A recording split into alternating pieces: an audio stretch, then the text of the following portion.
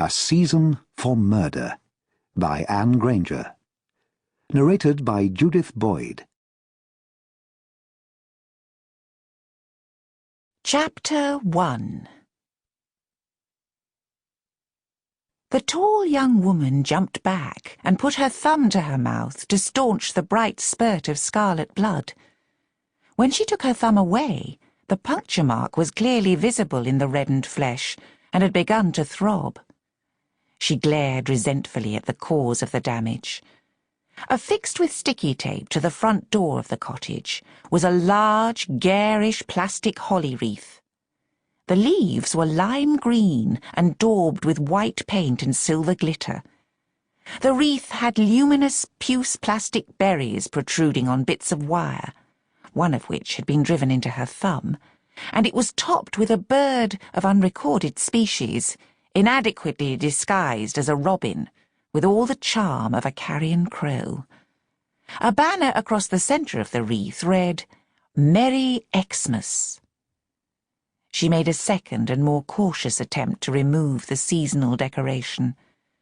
She was not against Christmas goodwill, but this thing went beyond the bounds of acceptability by any yardstick. She could not imagine who had put it there. The cottage had been empty for some weeks, awaiting her arrival. She leaned the wreath against her suitcase on the path beside her and felt in her pocket for the key and turned it in the lock, pushing against the door as she did so. It swung inwards, and there was a soft shuffling sound as it caught against papers lying on the hall floor. She squeezed through, carrying suitcase and holly wreath, and found herself in someone else's home, which would be, for the next year at least, hers. The unretrieved morning mail littered the carpet. She picked it up and riffled through it. 3 circulars, a free newspaper, a letter for the Russells, owners of Rose Cottage, which she would have to send on, and one large white envelope addressed to Miss Meredith Mitchell, Rose Cottage, Pook's Common near Bamford, and postmarked Oxford.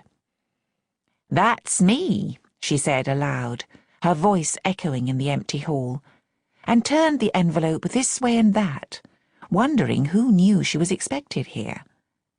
She had just finished a stint as British consul in Yugoslavia, and had received what all Foreign Service personnel know must come eventually, a home posting.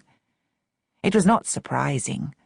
She had been abroad for a number of years, but it meant a new kind of life altogether. Sample complete. Ready to continue?